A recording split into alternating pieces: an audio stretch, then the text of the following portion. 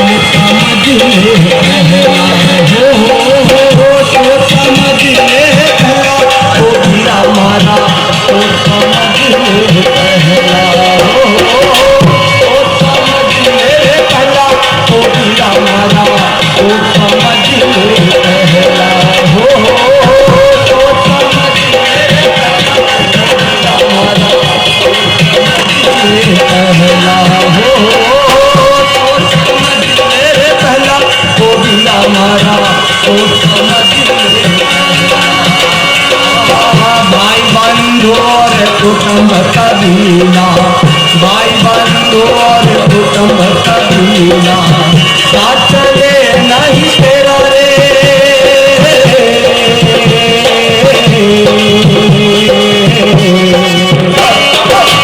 तो समझ ले पहला ओ वीरा मारा तो समझ ले पहला हो तो समझ ले पहला ओ वीरा मारा तो समझ ले पहला पिता लोहट जी जाम्बोजी गाया पिता लोहट जी जाम्बोजी गाया सब दुख दूर कर लागे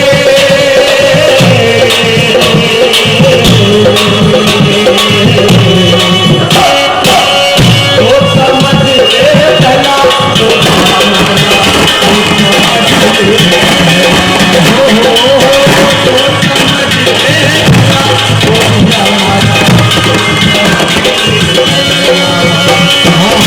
विपनों की करो पालना विपनों की करो पालना जग कृष्णो पालना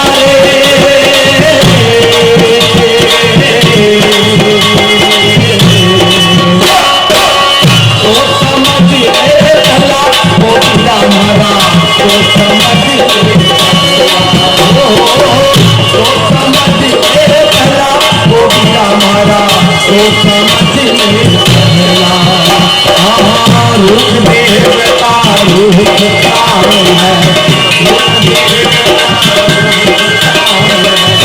जाम्बोजी आज तेरा रे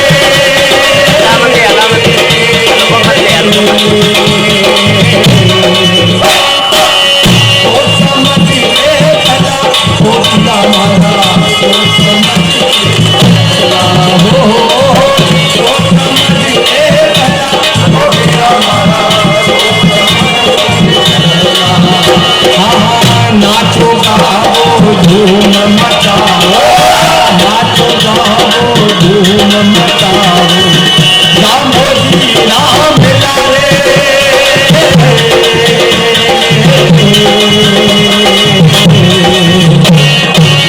तो समझ ले पहला ओ वीरा मारा तो समझ ले पहला तो समझ ले पहला ओ वीरा मारा तो समझ ले पहला हो तो समझ ले पहला ओ वीरा मारा तो समझ ले पहला हो तो समझ ले पहला ओ वीरा मारा तो समझ ले पहला हो तो समझ ले पहला ओ वीरा मारा तो समझ ले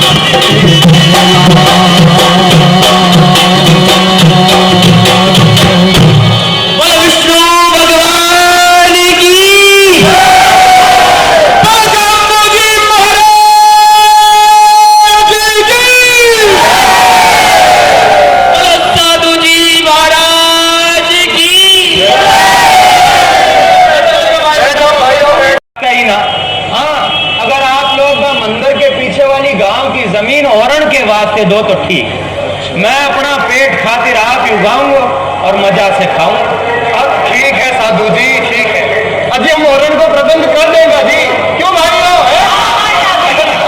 कर देंगे। अंडो जी, ओ अंडो जी, ये तो यूं बताओ कि यह औरण क्या हुआ है। अजी कृष्णो जी, फिर यूं समझो, हाँ भाई जी तरह हम अपने पशुओं के लिए गोचर छोड़े हैं ना, हाँ कोई बाती मिंदर के लिए भी औरण छोड़े जावे है। अच्छा, वह जमीन सबकी होवे है, सबकी होवे, हाँ सार्वजनिक। अच्छा, और उसका रूख कोई नहीं काट सके है, कोई नहीं काट सके, हाँ राजा भी नहीं, राजा भी नहीं। भाइयों माता मिंदर कर लिया, हजारों बीघा को ओरण छोड़ रखो है। रामदेव जी को भी ओरण है भाइयों। समझ गया अंटो जी, हम जाम्बो जी को ओरण छोड़ देगा। क्यों भाइयों? अंटो जी भलो करे, आपको जाम्बो जी जाओ। नाचो गावो धूम मचावो, नाचो गावो धूम मचावो, जाम्बो जी कहाँ मिला रे।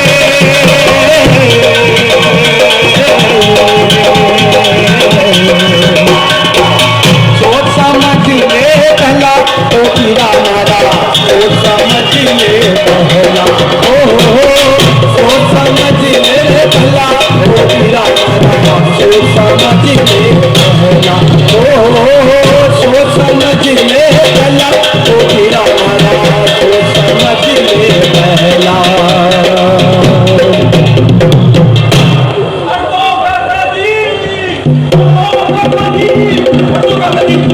काका जी कदम हो गए। अरे आज तो मने चीनी कौन देखो। अरे क्या हुआ भीमा बेटा, क्यों बदमाश हो रहे हो? बैठ, थोड़ा शीतल जल पी बेटा। क्या हुआ?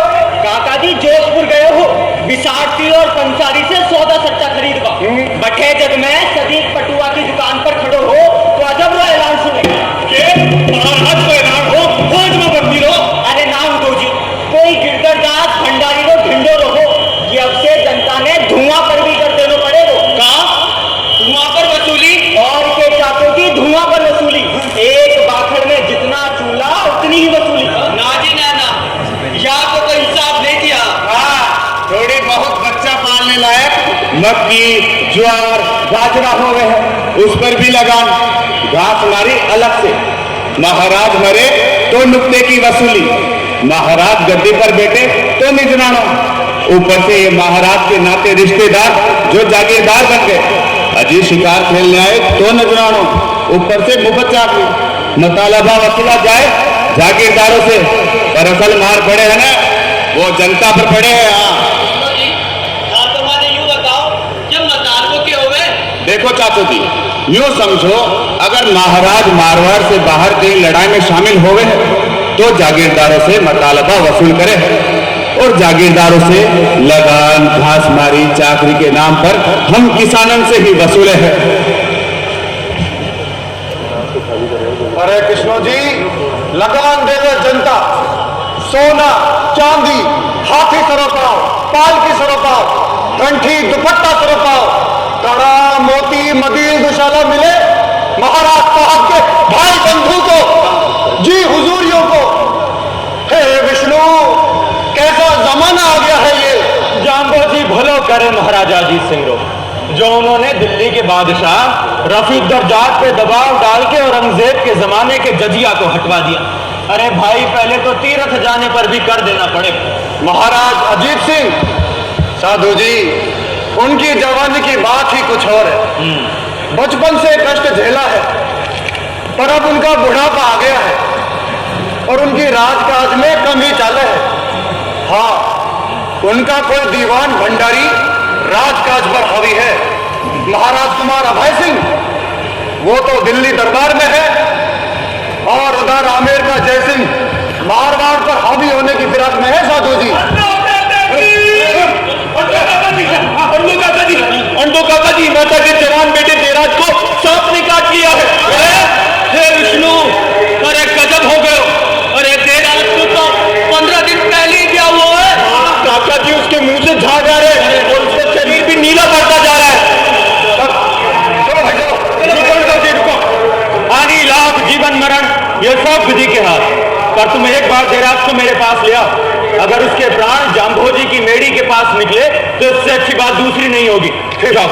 ठीक साधु जी। भाई तू रुक जा, तू जल्दी से कांसी की थाली, नीम की पत्ती और मोर पंख लिया जा। बिसन बिसन सु भणी रे प्राणी, बिसन मणंता अंत पड़ू, आशा साथ निराश भयलो, पाओ मोख दवार खिड़ू।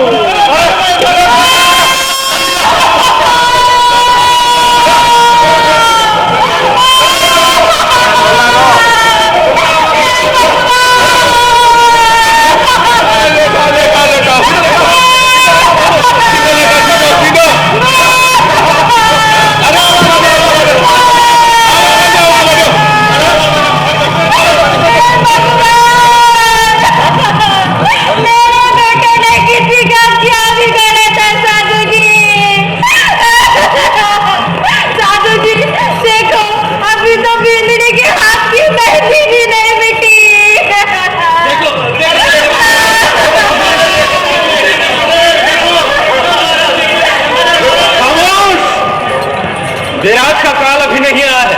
तुम सब चुप हो जाओ, मुझे एक बार। और साधु जी, शरीर तो एकदम ठंडा पड़ गया है, नाड़ी छूट गई है और आंख की पुतली भी उलट गई है। अणदो जी, हानि लाभ जीवन मरण ये सब नीली छतरी वाले के हाथ में, पर एक बार कोशिश करने में क्या अर्ज है। बजा रे बजा।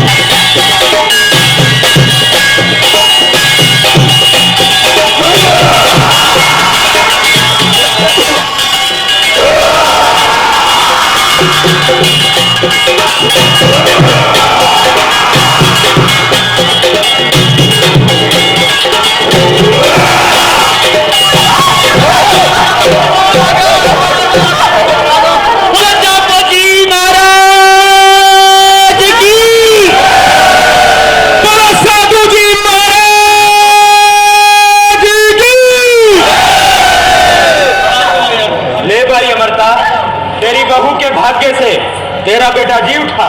महाराज, मेरा बेटा और मेरा ये सारा परिवार सब जाम्भो जी की अमानत है। जाओ, गाते बजाते घर को जाओ। नाचो गाओ झूम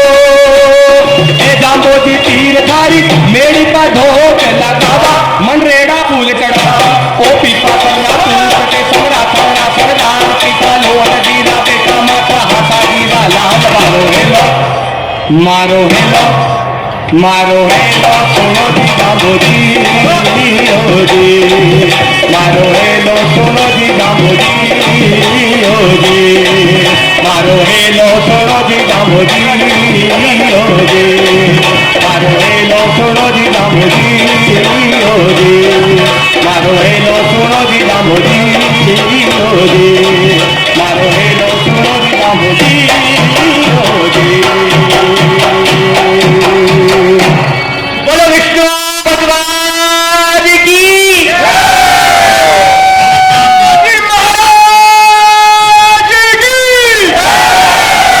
बोलो साधु जी महाराज की। बैठो भाइयों, बैठो बैठो, आज तो मजा होगा, आनंद आएगा मेरा माँ। बैठ जाओ बैठ जाओ बैठ जाओ बैठ जाओ। आज तो सावन की फुहार ही पड़ेगी भाइयों है। साधु जी, आज तो सावन की पहली फुहार पड़ी है। रामायण तो कोई प्रसंग सुनाओ। क्यों भाइयों? सुनाता हूँ भाइयों, सुनाता हूँ। सुनो साधु जी, आज मैं आप लोगों को मेहोजी गोदारा की लिखी रामायण का एक प्रसंग सुनाऊंगा। वाह जी वाह। भगवान श्री राम अपनी सौतेली माता कैकई के वचनों को निभाने 14 वर्षों के लिए जंगल को चले गए थे। जंगल में रहते रहते उन्हें 10 बरस बीत गए। उन्होंने अपनी एक कुटी बनाई और अपनी भार्या सीता के संग कंद मूल फल खाते और अपना जीवन निर्वाह करते। एक दिन एक वनवासियों का दल श्री राम के पास आया।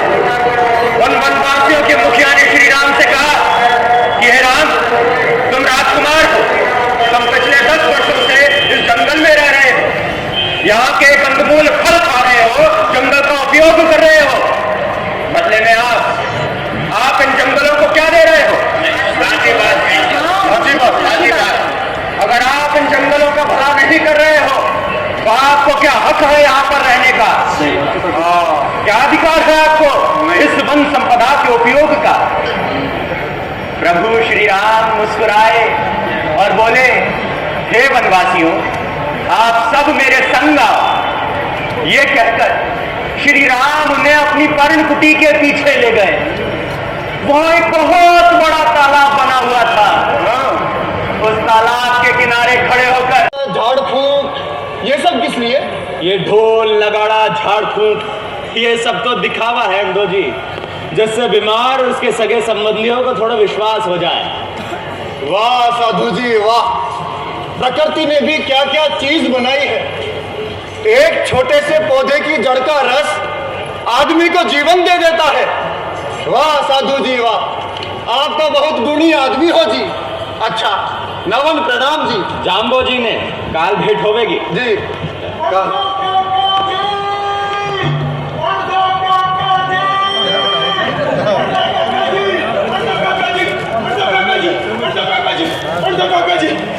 अरे क्या होने जोधा, क्यों बदमाश हो रहे हो है? और तू किले से कब आया? गजब हो गया काका जी। जोधपुर नरेश महाराज अजीत सिंह को उनके बेटे भगत सिंह ने कत्ल कर दिया। देखो सिंहासन का हाल, देखो सिंहासन का हाल, देखो सिंहासन का हाल, देखो सिंहासन का हाल। बाप का खून पिया बेटे ने, बाप का खून पिया बेटे ने, चेहरे पर नमलाल। देखो सिंहासन का हाल, देखो सिंहासन का हाल, देखो सिंहासन का हाल, देखो सिंहासन का हाल। तक तक झगड़ा चले महल में, अजब हुआ एक खेल। तक तक झगड़ा चले महल में, अजब हुआ एक खेल। ओ प्रजाति परवाह से है, प्रजाति परवाह से है, जीना हुआ मुहाल। देखो सिंहासन का हाल, देखो सिंहासन का हाल, देखो सिंहासन का हाल, देखो सिंहासन का हाल। राजपुत्र मिल बैठ के करते धरती के टुकड़े, राजपुत्र मिल बैठ के करते अपने बंधु बांधवों की हत्या करने वाले को यमदूत गर्म गर्म खंभों से लिपटा कर हजारों वर्ष तक भयानक यातनाएं देते हैं। नरेश की जय हो, नरेश की जय हो, नरेश की जय हो। एक महत्वपूर्ण सूचना है महाराज। पंडित जी अब आप ही पूजा निपटाएं। ये लीजिए, बाद में लीजिएगा। आपकी जय हो भगवान, आपकी जय हो। आपके परम प्रतापी पिता अजीत सिंह को भगवान स्वर्ग में स्थान दे। ओम शांति। आपकी आज्ञा अनुसार महाराज अजीत स्वर्ग पहुंचाने के बाद आपका अनुज भगत सिंह जोधपुर में अकेला पड़ गया है स्वामी, और आपके दूसरे छोटे भाई राज सिंह, आनंद सिंह और मारवाड़ के सरदार कुंपावत पूदावत ने हुकुम आपके संकल्प के खिलाफ विद्रोह कर दिया है। विद्रोह? कैसा विद्रोह? बूढ़े महाराज राज पिपासु, काम पिपासु हो गए थे। भगत सिंह ने जो किया हमारी आज्ञा से किया। उस बूढ़े राज पिपासु के संग इन्हें भी कत्ल क्यों नहीं कर दिया? ये आप दीन के साफ अभी तक जिंदा क्यों है? सुना है हुकुम, आनंद सिंह को आमीर नरेश जय सिंह का आशीर्वाद प्राप्त है। दिल्ली इस समय बहुत अस्थिर है भंडारी जी। बादशाह नासिरुद्दीन मोहम्मद शाह सदा शक्तिशाली का साथ देता है। पिछले 10 वर्षों में मोहम्मद मुअज्जम, मोइनुद्दीन जहादार शाह, फर्रुखसियर, रफीउद्दरजात, रफीउद्दौला एक के बाद एक बादशाह बने और खाक में मिल गए। दिल्ली की आबो हवा ही खूनी हो चली है महाराज। यहाँ दाएं हाथ का बाएं हाथ पे भरोसा नहीं बचा। तख्त के लिए कब कौन किसका दोस्त हो जाए और उसी तख्त के लिए कब कौन किसके कलेजे में कटार घोंप दे, कह पाना मुश्किल है हुकुम। हम खुद जल्द से जल्द मारवाड़ लौटना चाहते हैं भंडारी जी। हुकुम, बादशाह रोशन अख्तर नासिरुद्दीन मोहम्मद शाह ने आपको राजेश्वर का खिताब बख्शा है हुकुम। और हुकुम, दिल्ली दरबार की सनद आपको मिल चुकी है। बस एक बार हुकुम, बस एक बार सभी जागीरदारों को, सभी जागीरदार सम्मान और औहदे के भूखे हैं भंडारी जी। जोधपुर के पहले दरबार में हम जागीरदारों और सरदारों को इकहरी और दोहरी ताजीम देंगे। वापता हाथ की कुरब, सिरे की कुरब, सोना, हाथी सरोपाव, बाल की सरोपाव, चांदी, घोड़ा, कंटी, दुशाला सभी को खुले हाथ बांटेंगे। पहले दरबार खास में ही हम स्वर्ण लुटा देंगे। फिर देखता हूं कौन याद करता है स्वर्गीय महाराज को। और आमीर नरेश सवाई जय सिंह का क्या होगा हुकुम? सुना है उनके एक रूपवती कन्या विवाह योग्य है। क्या आमीर नरेश हमें अपना दामाद बनाकर स्वयं शक्तिशाली नहीं होना चाहेंगे? खूब दूर की सोची हुकुम आपने, लेकिन हुकुम आपका छोटा भाई भगत सिंह को तो नागौर देना ही पड़ेगा भंडारी जी। उसी ने तो हमारे रास्ते का पत्थर हटाया। भगत सिंह को हम राजाधिराज की उपाधि और नागौर का राज्य देंगे, लेकिन कुछ काम निकालने के बाद। और इस सेवा के लिए क्या क्या है हुकुम? आप और आपके सगे संबंधी जोधपुर राज्य के दीवान होंगे। खजाने की चाबियां आपके पास होंगी। आप तो हमारे खास सलाहकार रहेंगे भंडारी जी। जय हो राज राजेश्वर अभय सिंह की जय, प्रजा पालक प्रभु की जय, राजाधिराज की जय। जय हो, जय हो, जय हो। बोलो जम्बेश्वर का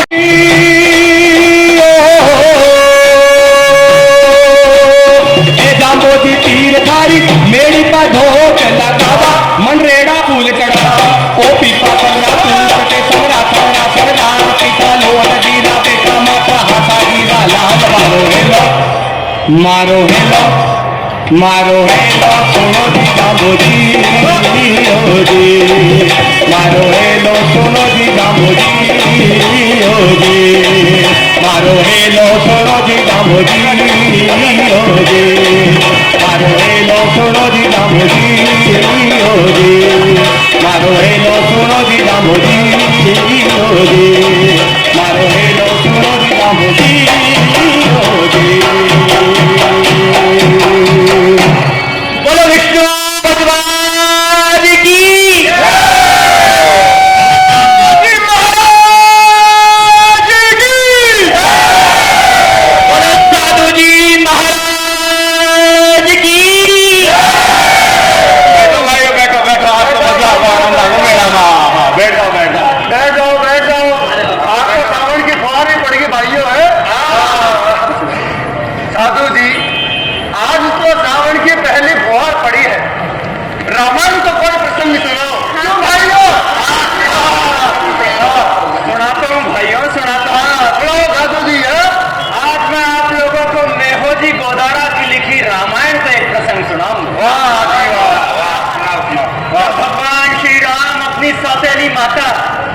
कैकई के वचनों को निभाने 14 वर्षों के लिए जंगल को चले गए थे। जंगल में रहते रहते उन्हें 10 बरस बीत गए। उन्होंने अपनी एक कुटी बनाई और अपनी भार्या सीता के संग कंद मूल फल खाते और अपना जीवन निर्वाह करते। वाह जी वाह। एक दिन एक वनवासियों का दल श्री राम के पास आया। उन वनवासियों के मुखिया ने श्री राम से कहा कि हे राम, तुम राजकुमार हो, तुम पिछले 10 वर्षों से इस जंगल में रह रहे हो, यहाँ के कंदमूल फल खा रहे हो, जंगल का उपयोग कर रहे हो, बदले में आप इन जंगलों को क्या दे रहे हो? साची बात। अगर आप इन जंगलों का भला नहीं कर रहे हो तो आपको क्या हक है यहाँ पर रहने का? क्या अधिकार है आपको इस वन संपदा के उपयोग का? प्रभु श्री राम मुस्कुराए और बोले, हे वनवासियों, आप सब मेरे संग आओ। ये कहकर श्री राम उन्हें अपनी पर्ण कुटी के पीछे ले गए। वहां एक बहुत बड़ा तालाब बना हुआ था। उस तालाब के किनारे खड़े होकर अरे क्या होया रामजस? गोचर में मैं पशु चराने गया तो देखो जोधपुर के कारीगरों की एक टोली वापड़ी है। उनके हाथ में लकड़ी काटने के औजार है। जरूर वो पेड़ काटने आए हैं।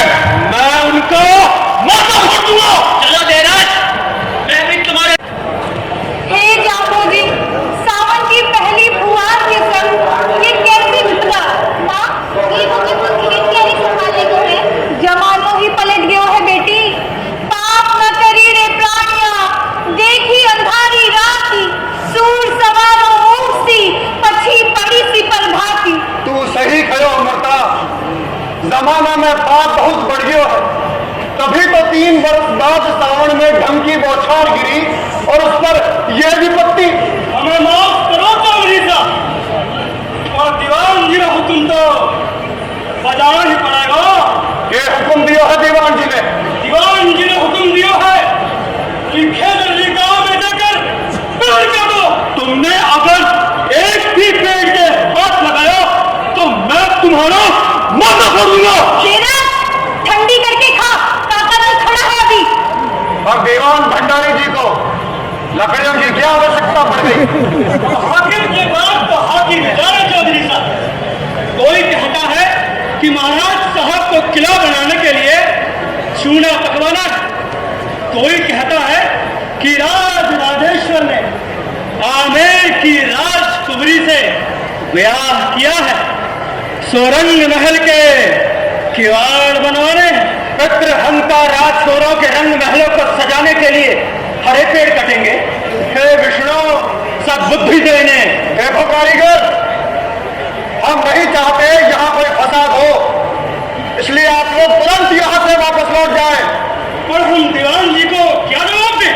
दीवान से कहना कि खेजड़ी के पूतों ने अपने पेड़ कटवाने से इनकार कर दिया है। तुम फिर बोला। देखो कारीगर, 2 दिन बाद हम लोग खुद दीवान जी से मिलने जोधपुर आएंगे। हम अरदास करेंगे दीवान जी से, अर्ज करेंगे कि वो हमारे पेड़ काटने का आदेश वापस ले ले। ठीक है चौधरी साहब, पर दीवान गिरधरदास भंडारी अपनी बात से नहीं रुकता। वो जो कहता है वही कहता है। तो विष्णु भी अपनी बात से नहीं मुकरता कारीगर।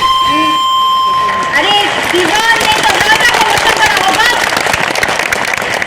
मगर हमने वचन करा है अपने 3 त्रिलोकी के नाथ भगवान विष्णु को, गुरु जम्बेश्वर जी को वचन करा है, पेड़ तो हम नहीं कटने देंगे। देखो कारीगर, ठीक है साहब, हम आगे आगे चलते हैं, तुम सब लोग हमारे पीछे पीछे जोधपुर आ जाना।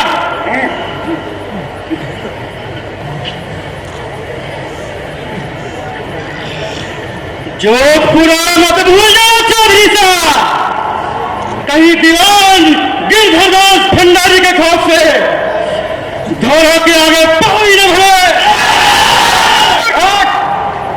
चौथी जुबान मत बोल कारीगर। अरे हम विष्णुई सीधे सच्चे लोग जरूर हैं, पर इसका ये मतलब नहीं हम कायर भी हैं। अरे अपने पेड़ों को बचाने के लिए दीवान भंडारी से तो क्या, यमराज से भी मिलना पड़ा तो हम जरूर मिलेंगे।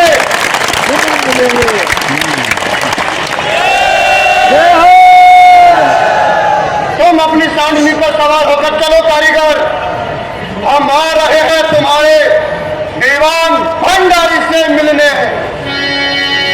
गिरधर भंडारी ने सुना जब कारीगर से हाल, मन ही मन में वो हंसा और चेहरा कर लिया लाल। आएंगे जब ग्रामीण निकलवाऊंगा, राज्य का खजाना है खाली और चौथ मराठों को देनी राजा जी।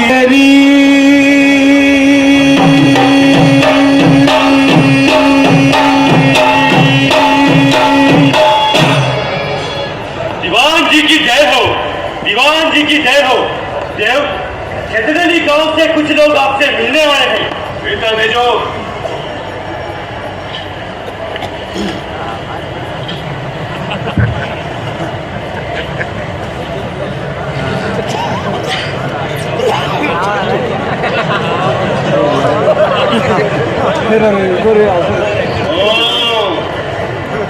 तो तुम लोगों ने राज कारीगरों को काम करने से रोका।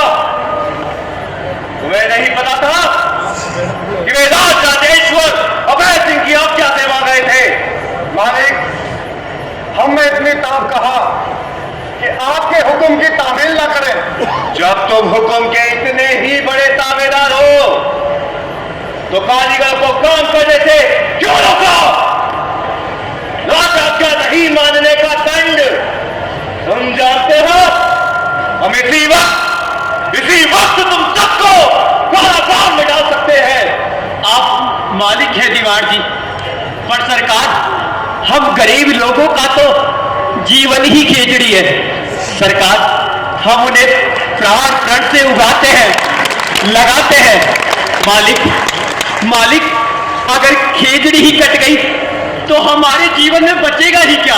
दीवान जी, पिछले 3 बरस से अकाल पड़ रहा, खेजड़ी से ही इनके बाल बच्चों का जिवारा, पशु पक्षी सब पेड़ों से ही बचे, वरना अब तक सब काल के गाल में समा गए होते।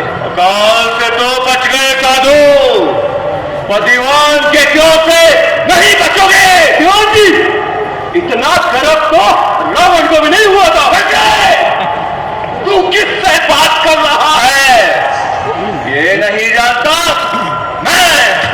मैं हूं गिरधर भंडारी, राज राजेश्वर अभय सिंह को गद्दी पर बिठाने वाला दीवान। जोधपुर राज के लिए मैंने और मेरे परिवार ने क्या नहीं किया। गुजरात के बागी सूबेदार सरबलंद खां के साथ युद्ध में किसने अपने प्राण हथेली पे रखे? मैंने मराठा साहू के मंत्री बाजीराव के संग संधि करने कौन गया था। मेरे पुल के भंडारी अनूप सिंह ने गुजरात का राजकाज चलाते समय कुर्बानी दी थी। महाराज अजीत सिंह का वकील कौन था? घैंसी भंडारी। महाराज पर भंडारियों के एहसानों को मत भूलो तुम। अपनी मातृभूमि के लिए कुर्बानी देना कोई एहसान करना नहीं होता भंडारी जी। आपके और आपके भंडारी खानदान के खूब चर्चे हमने भी सुने हैं दीवान जी। हमें नरेश सवाई जयसिंह के साथ षड्यंत्र करके महाराजा अजीत सिंह की स्वर्ग यात्रा का प्रबंध भी सुना है भंडारी रघुनाथ ने ही किया। इसे माफ करो दीवान जी, इसकी तरफ से मैं आपसे माफी मांगता हूं। काका जी, चुप रह, अब की बार बोला तो एक जुबान काट लूंगा। इसे माफ करो दीवान जी, ये नादान लड़का है। तुम सब मेरी आंखों से दूर हो जाओ, परंतु जाने से पहले कान खोल कर सुन लो। अगर अब की बात तुम लोगों ने पेड़ काटने में बाधा डाली तो परिणाम ठीक नहीं होगा। समझे? इन सबको धक्के मारकर हवेली से बाहर निकालो।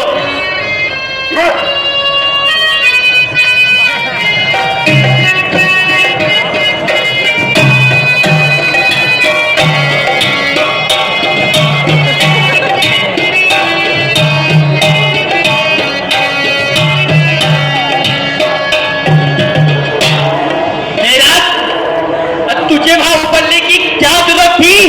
वो भंडारी गलत गुमान का थूक उछाले और मैं चुप रहूं? अगर वो मुंह ऊपर करके थूक रहा था तो मैं उसी के मुंह पर तो गिर रहा था, इसमें तेरा क्या बिगड़ रहा था? अरे हम वहां उसके कुल का बखान करने तो नहीं गए थे देराज, विपत्ति में तो गधे को भी बाप बनाना पड़े। मैंने कहा था काका जी, इस देराज को मत लेके जाओ अपने संग, गरम खून है, इसकी तो जुबान पर काबू ही नहीं। जुबान पर काबू है मो, किसी रास्ते चलते को तो गाली नहीं देता। अगर तू वहां होती, उस भंडार की बात सुनती और चुप रहती, तब देखता। खैर, जो हुआ सो हुआ। अब की बार महाराज अभय सिंह से मिलने की कोशिश करते हैं साधु जी। महाराजा अभय सिंह? भूल जाओ जी, एक तो महाराज साहब को फुर्सत ही कहा, कभी उनका भाई आनंद सिंह मेड़ता पर आक्रमण करता है और कभी गुजरात के सरबुलंद खां से उनका झगड़ा, कभी आमेर के जय सिंह का षड्यंत्र। राजा साहब को परिवार की कलह और अपना मुकुट बचाने से फुर्सत मिले तो राजकाज पर ध्यान दे, और थोड़ा बहुत वक्त मिलता भी है तो कलाली ढोलनों का नंगा नाच, अफीम की मंझार, रंग महलों में चल रहे व्यभिचार से इन रजवाड़ों को कहां फुर्सत। मुझे तो विपत्ति के काले बादल नजर आ रहे हैं दो जी। दिल्ली कमजोर, पूरा उत्तराखंड छोटे छोटे राज्यों में बट गया है। अगर ऐसे ही चलता रहा तो सब खत्म हो जाएगा और हमें कुछ तो सोचना ही पड़ेगा साधु जी। सोचना क्या है काका जी, अब तो हमको अपनी रक्षा खुद करनी होगी। अब की बार अगर वो कारीगर पेड़ काटने आए तो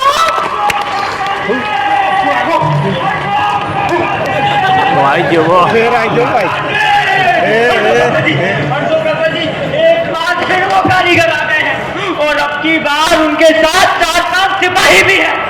तो ठीक है, रामू, कीजिए, कन्नौर, मेरा जामा उठाओ ना दिया।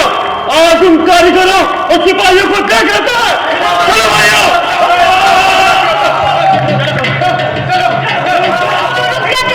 हट जाओ, जो आएगा देख लेंगे। चलो भाइयों, उन्हें रोको काका जी, उन्हें रोको। उड़ती आंधी, चढ़ती जवानी और धमकते खून को कौन रोक सका है? वो जो कर रहे हैं उन्हें करने दो।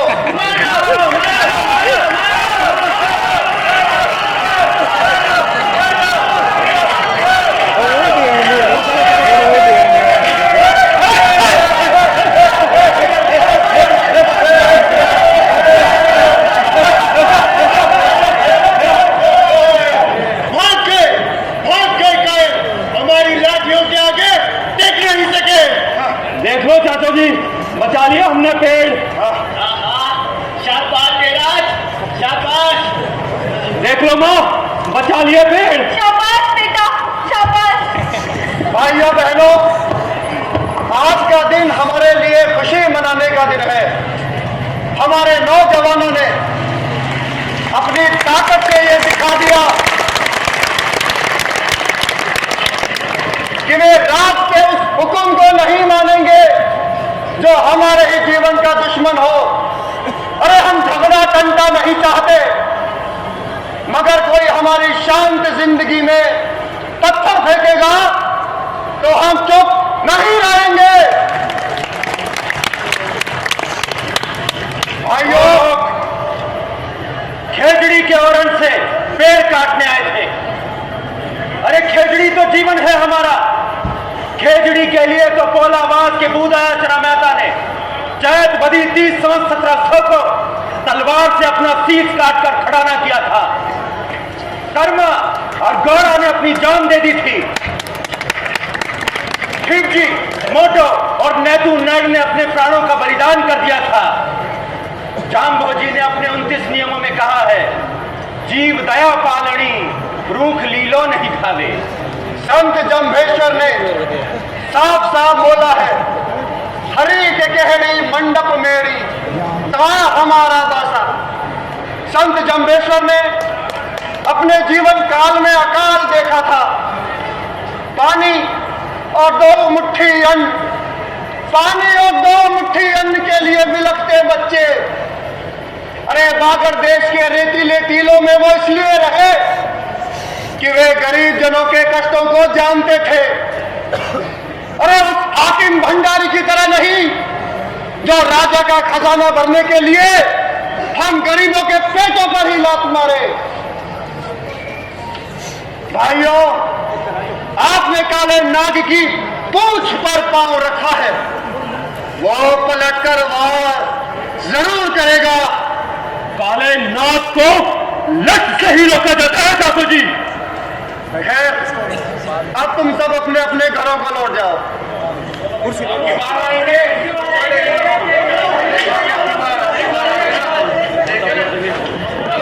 भाई अमरता, तू रुक जा। ये बात है काका जी। अमरता, हाकिम गिरधर दास भंडारी चुप बैठने वालों में से नहीं है। वो जरूर कोई बखेड़ा खड़ा करेगा।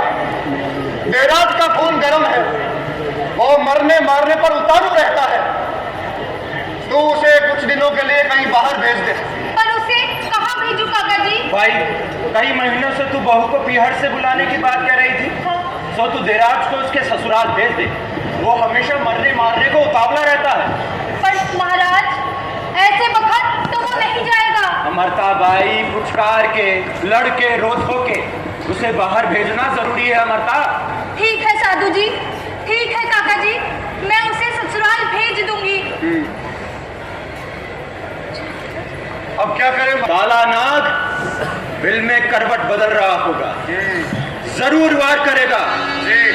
हाकिम मति हर जी हड़ी दे जी जकियो दाव डाकर कर दंड मांग शाह इन विध करो कि ये मुताल कि मारवाड़ नरेश के सिपाहियों पर हमला करे, भंडारी गिरधर दास के हुक्म को चुनौती दे। चौकीदार, तुम अभी रिसालदार, दफेदार, गोद दफेदार सवार सभी को हासिल करो, और हाँ, हिम्मत को भी भेजो।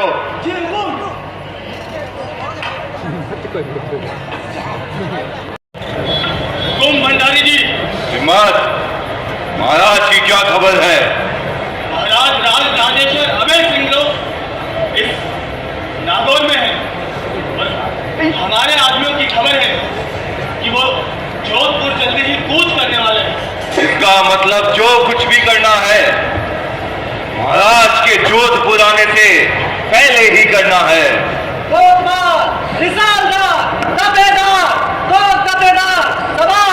सब हाजिर है सरकार। भीतर भेजो। आप सभी को खेजड़ली गांव के बिश्नोइयों की करतूत का पता तो चल ही चुका है।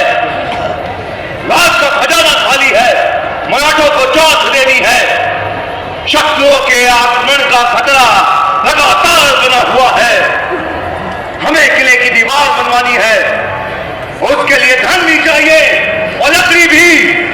और वो लोग पेड़ काटने नहीं दे रहे। पर वो पेड़ों को अपनी जान से भी अधिक मानते हैं।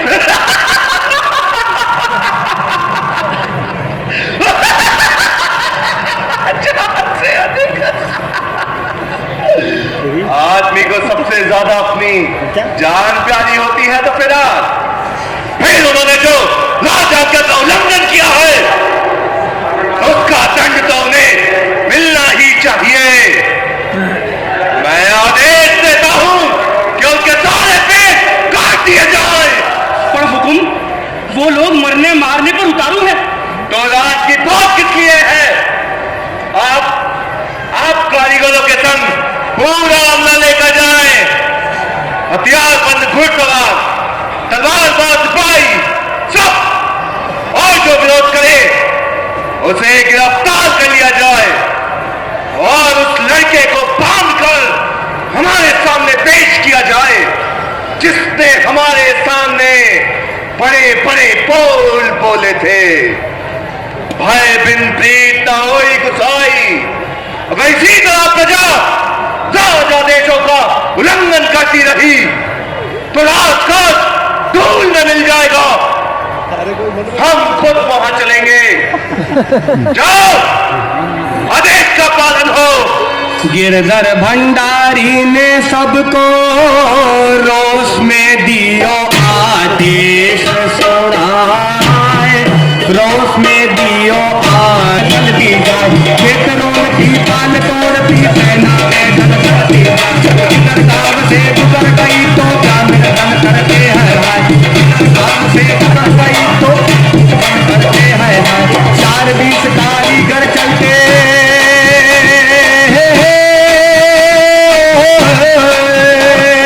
4-20 कारीगर चलते सैकड़ों संग फौजी तैयार।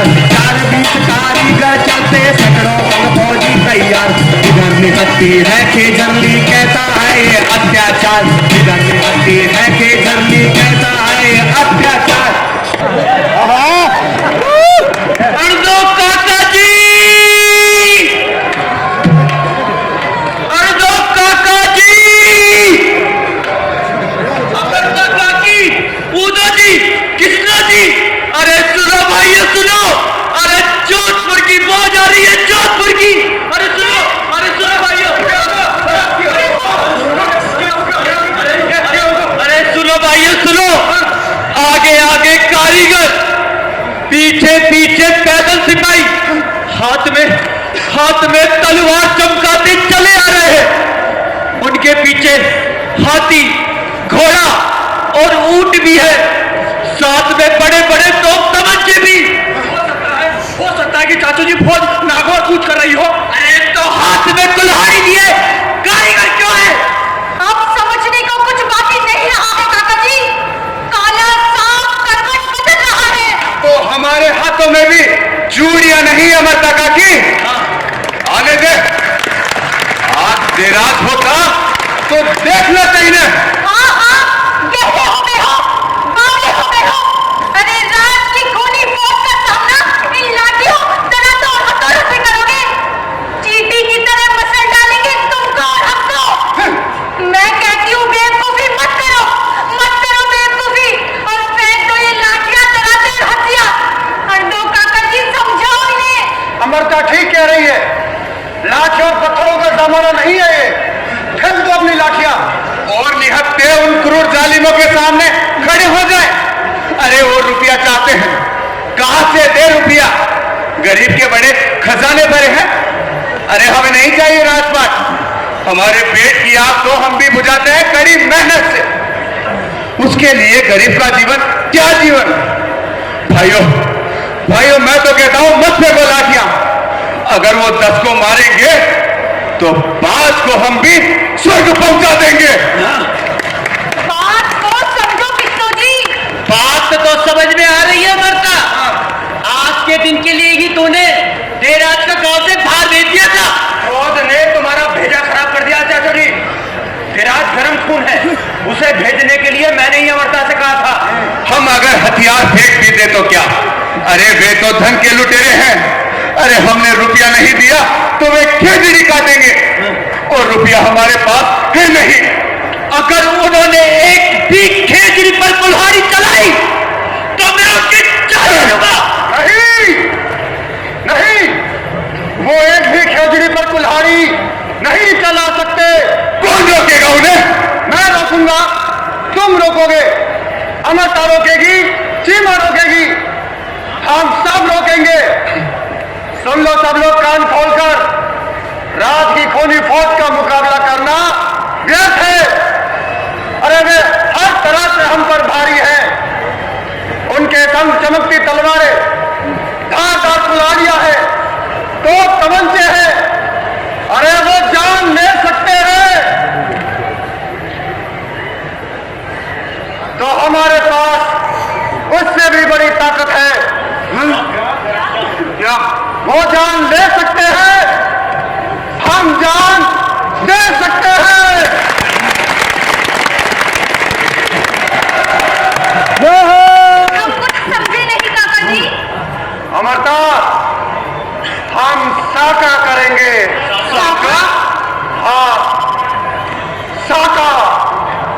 सत्ता के नशे में चोर हाकिम भंडारी की मती मारी गई है।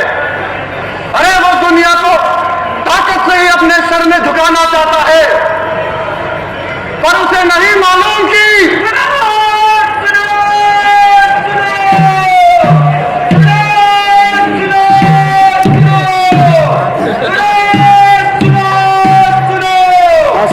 राजराजेश्वर अभय सिंह जी का हुक्म हाकिम गिरधरदास भंडारी जी का खेजड़नी गांव के निवासियों से चेतावनी दी जाती है कि अगर अब की बार उन्होंने कारीगरों के पेड़ काटते समय कोई बाधा डाली या राज आज्ञा नहीं मानी तो सरकार सबको बंदी बनाकर कड़ा दंड देगी। कोई भी राज्य के कार्य में दखल न डाले। हुक्म हाकिम गिरधरदास भंडारी जी का, महाराज अभय सिंह जी का। सुनो सुनो सुनो। अरे बना ले हमें बंदी, अरे डाल दे हमें जेल में, अरे चढ़ा दे हमें सूली पे। हे जाबो जी, अरे कैसा नाच है जल्दी बोलो। तुमने सत्ता को चुनौती दी है, तुमने राज आज्ञा का उल्लंघन किया है।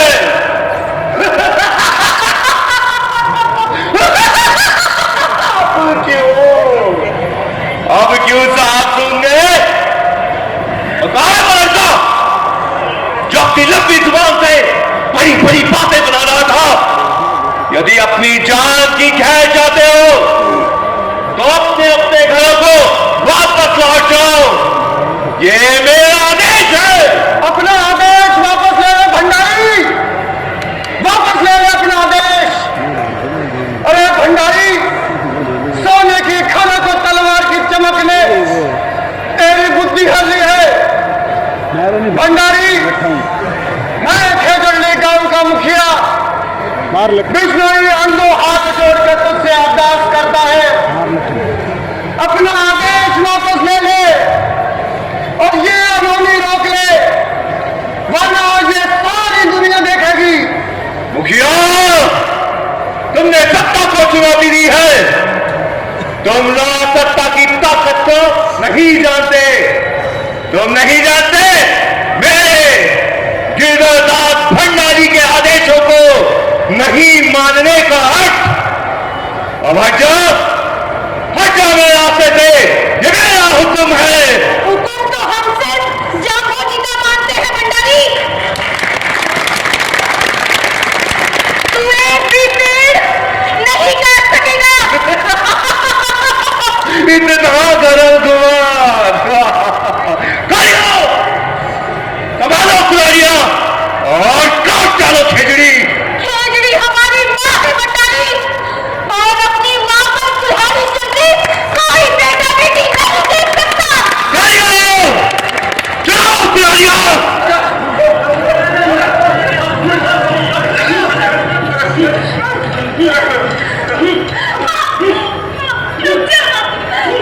मेरी माँ पर कुल्हाड़ी चल रही है जीवा, अब मैं नहीं रुक सकती बेटी, मैं नहीं रुक सकती।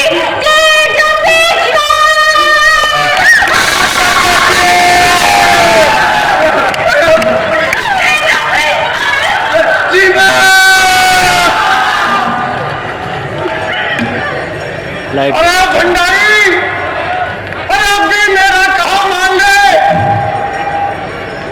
मेरा कहा। अरे हम बिश्नोई खेजड़ी को अपनी जान से ज्यादा मानते हैं, अरे अपनी मां मानते हैं भंडारी। अरे हम एक भी खेजड़ी नहीं कटने देंगे, चाहे सारा गांव कट जाएगा भंडारी। चलाओ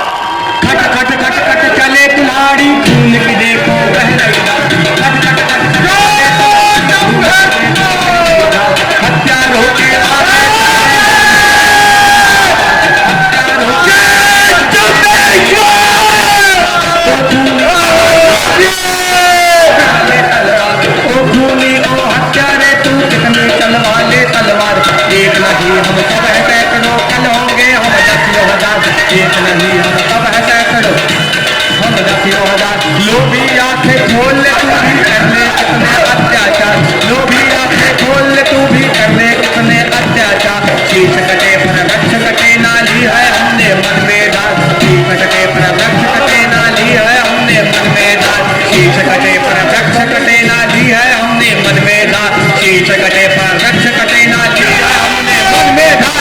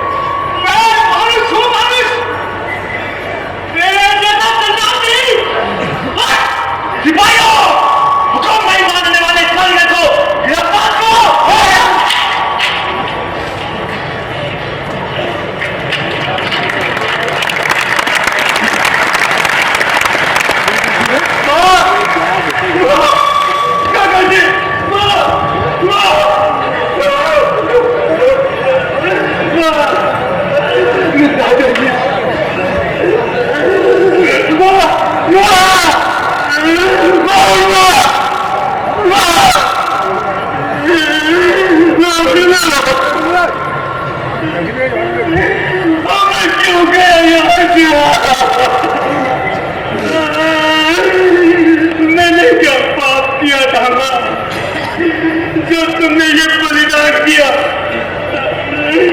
और मुझे ताकि से दूर रखा।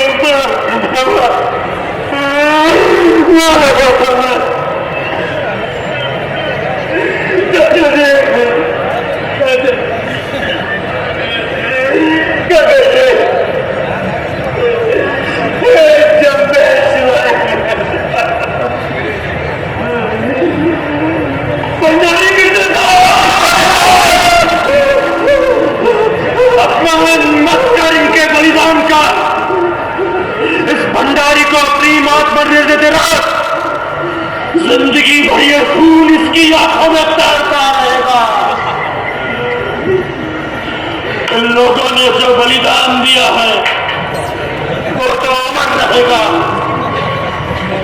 वो आज की करेगा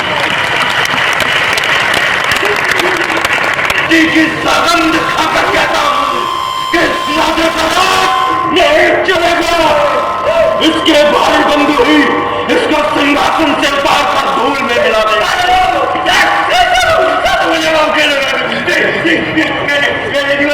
ना बोल रहे ना चला जा, हमें अपने लोगों की मिट्टी के संग अकेला छोड़ दे। ये बलिदान का लाल खून इसका श्राप है।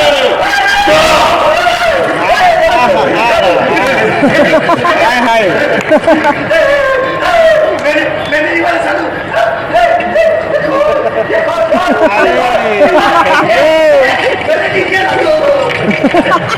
मेरे पेट निकाले ना काट ले कर ले